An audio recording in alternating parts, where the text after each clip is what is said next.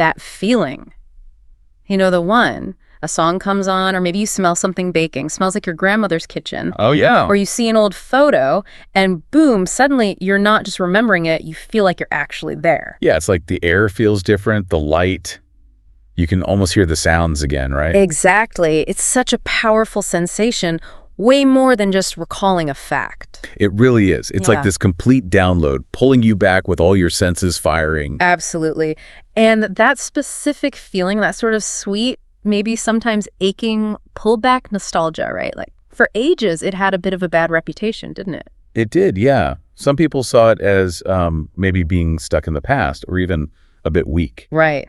But the sources we've been digging into for this deep dive, they tell a completely different story. Totally. What's really fascinating is how they connect that sort of fuzzy, personal feeling of nostalgia with, actual hard psychological research. And brain science, too. Brain science, yeah. And really practical steps, things we can all actually do. We looked at academic studies, stuff on stress and memory, guides on reflection. Even daily gratitude practices, right? Exactly. It's quite a mix. So our mission here really is to unpack what's going on when we feel that pull. We want to get beyond just, nostalgia, and find out the science behind it. The how and why. And crucially, figure out how we can intentionally use this amazing internal resource we all have. Yeah, use it to genuinely feel better right now, handle stress better, even feel more like, ourselves. Mm-hmm. But without getting lost back there, right? Keeping one foot firmly in the present. Exactly. Grounded now, but using the past. Okay, so let's jump in. The idea that nostalgia is just this, sentimental escape to the good old days, that really doesn't cut it. No, it feels much deeper than that. Way deeper. One source had this great line describing it like a file that removed the rough edges from the good old days, which kind of acknowledges that rosy tint it often has. Yeah, we tend to remember the good stuff. We do. But more than that, this source called nostalgia a compass. A compass? That's interesting, because usually a compass points you forward, right, to somewhere new. How does looking back act like a compass? Well, that's the really cool insight. By pulling us back to these really significant moments, times we felt connected or achieved something or belonged or even overcame a challenge. Okay. Nostalgia basically reminds us of what's genuinely important to us, our core values, the relationships that matter, the things that shaped who we are. Ah, I see.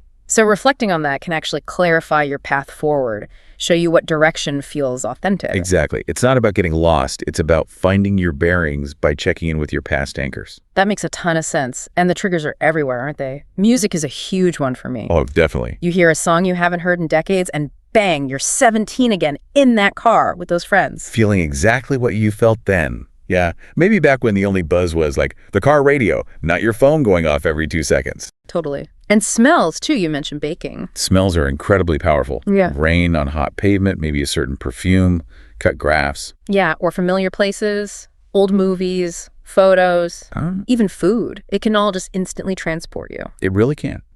And we see this reflected all over popular culture, right? Oh, constantly.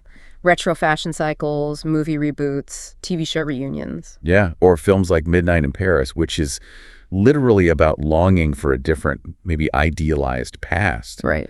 And think about things like the Barbie movie recently, sparking trends like pink flip phones coming back. Yeah. It's not just selling a phone, it's tapping into this shared cultural memory, a feeling linked to a specific time. It shows nostalgia isn't just personal. It's communal, too. Exactly. Tapping into those shared memories builds connection, a sense of belonging. Okay, so let's get into the mechanics a bit. How does this actually work? What's happening inside our heads that makes it feel like we're reliving it, not just, thinking about it? Right. So the research uses this really great term, mental transportation. Mental transportation. Okay. Yeah. It's different from just remembering facts, like a date or a name. It's the feeling of actively, vividly re-experiencing a past event. So you don't just remember that you went to a concert. Exactly. You can almost hear the music again, see the lights, maybe even smell the stale beer or popcorn or whatever. Got it. So it's like a full sensory replay in your mind. Pretty much. Yeah. It's an imagery-rich process tied to your episodic memory. That's the system that stores your personal life events, like your mental autobiography. Okay. And the research shows that when you feel nostalgic, you're much more likely to have this really strong sense of mental transportation back to that specific moment. It's an active journey, not just passive recall. Okay, so nostalgia fires up this mental transportation engine, but Yeah. is it just a neat brain trick, or are there real benefits? Beyond just feeling nice for a second. Oh, far beyond just feeling nice. The studies we looked at point to really concrete, measurable psychological benefits. This isn't just warm fuzzies. All right, lay it on me. What kind of payoffs are we talking about? Well, they cover a few key areas of well-being. First off, the social side. Recalling nostalgic memories significantly boosts feelings of social connectedness. So feeling accepted, like you belong, feeling loved. Exactly. That fundamental human need. Wow. Okay, that's big. What else? It also ties into our sense of self and purpose.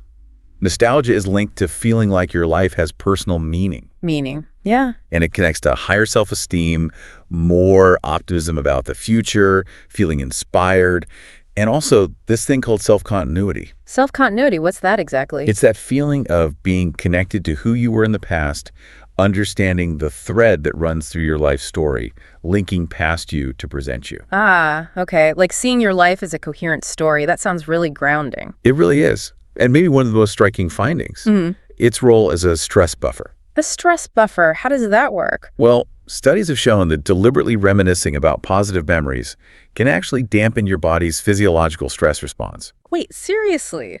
Thinking about a happy memory can affect, like, stress hormones? Yes, that's what the research suggests. In some studies, they stress people out, the usual lab stressors. Sometimes. Yeah. And then they had some participants reminisce positively. Those folks showed a smaller rise in cortisol, the main stress hormone, compared to control groups. Whoa. And they also reported feeling less negative emotion afterwards. It's like you're using your own good memories, these self-generated positive emotions, to help regulate the stress you're feeling right now. That's incredible. So we all have this built-in stress management tool basically sitting in our heads. Pretty much. Yeah. And the brain science backs this up too. It adds another layer. How so? Well, positive reminiscence activates brain areas involved in emotion processing and regulation, parts of the prefrontal cortex, for example. Okay. And it also lights up reward pathways, the parts of the brain associated with feeling good. So it feels good and helps manage bad feelings. Basically, yeah.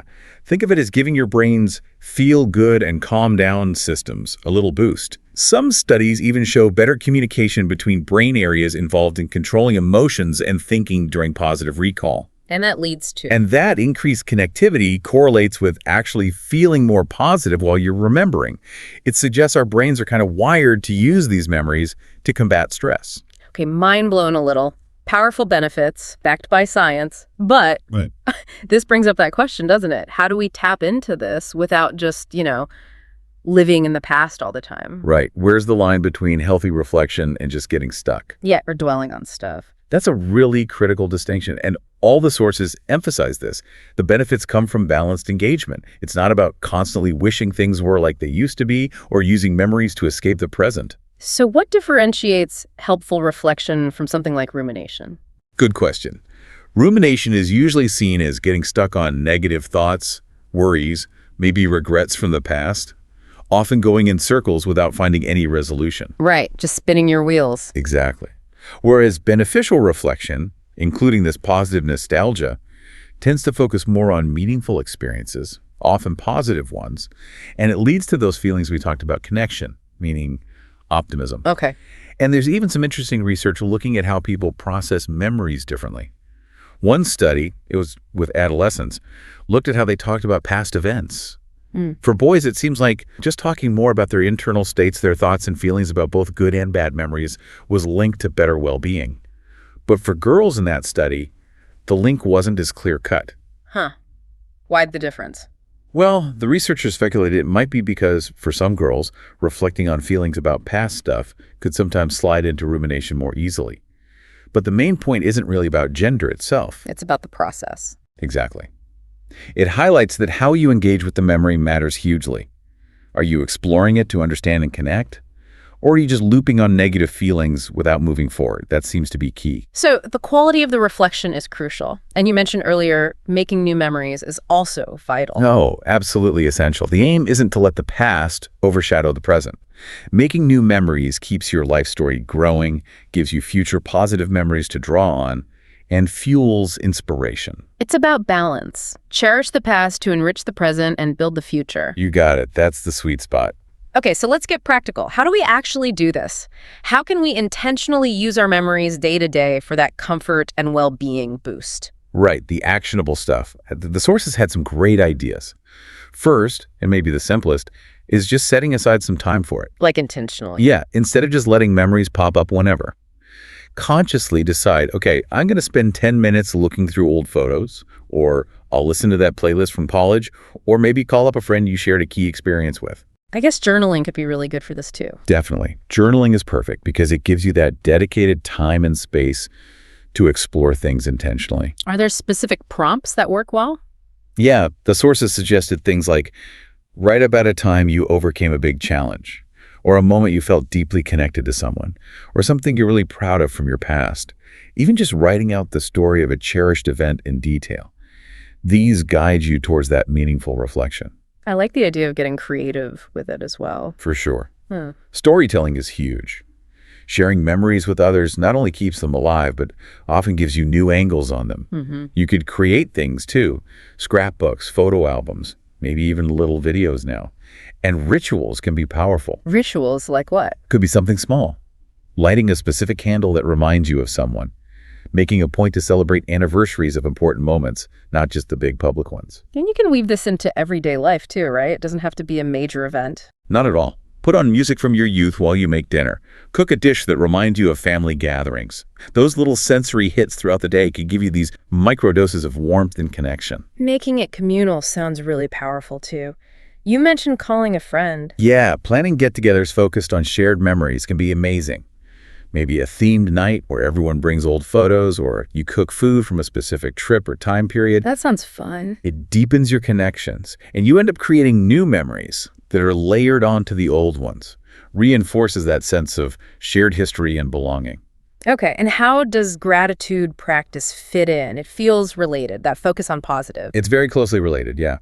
Gratitude practice is basically mindfully focusing on the good things in your life. And often that involves appreciating past experiences or positive memories that led you to where you are now. But sometimes, if you're stressed or down, trying to feel grateful can feel kind of forced, like you're just going through the motions. That's a really common feeling, and the sources definitely acknowledge it. The trick seems to be viewing gratitude less as a feeling you have to instantly generate, and more like building a habit. Like training your attention muscle. So you don't have to feel overwhelming joy, just practice looking. Exactly. Practice the act of noticing things to appreciate. And specificity really helps here. How so? Instead of a vague, I'm grateful for my family, try something really specific, like, I'm grateful for the way my partner made me laugh this morning, or I'm grateful for the perfect amount of sugar in my coffee today. Okay, small, concrete things. Yeah, it makes it feel more real. Another technique mentioned is imagining life without something you normally take for granted. That can be a surprisingly powerful emotional jolt, makes the gratitude feel much more genuine. That's great practical advice. And what if someone needs more structured help with memories, maybe older adults or people facing challenges? Yeah, there's actually a formal therapeutic approach called reminiscence therapy. Reminiscence therapy. Okay. It's well established, especially used with older adults or people with cognitive issues. It involves guided recall, discussion, sometimes using tools to help trigger memories. Like what kind of tools? Oh, could be objects, music, photos, even virtual reality sometimes now. VR. To revisit the past. That's wild. It can be incredibly effective, apparently. Making those past places or experiences feel more vivid really helps stimulate memory and conversation. The whole point is to gain cognitive, emotional, and social benefits by engaging with the past in a safe, supportive way. Wow. Okay. So wrapping this all up then, this deep dive, It feels like the big takeaway is that engaging with our memories, especially the good ones, isn't just like a nice hobby. Not at all. It's actually a scientifically supported practice. You could even call it a tool, something that can actively boost your well-being right now, build resilience to stress. Strengthen your sense of who you are, your connection to others. Exactly. It's about consciously weaving the richness of your past into the fabric of your present life. Using yesterday's warmth to brighten today. Perfectly put. Which kind of leads to a final thought, maybe a question for you listening. As you go about your work, how might you deliberately use one specific positive memory? Use it to maybe help navigate a challenge, or even just bring a little extra comfort or joy into an ordinary day. Yeah. What small ritual could you maybe create starting today to honor a moment you cherish and keep its positive energy alive right now?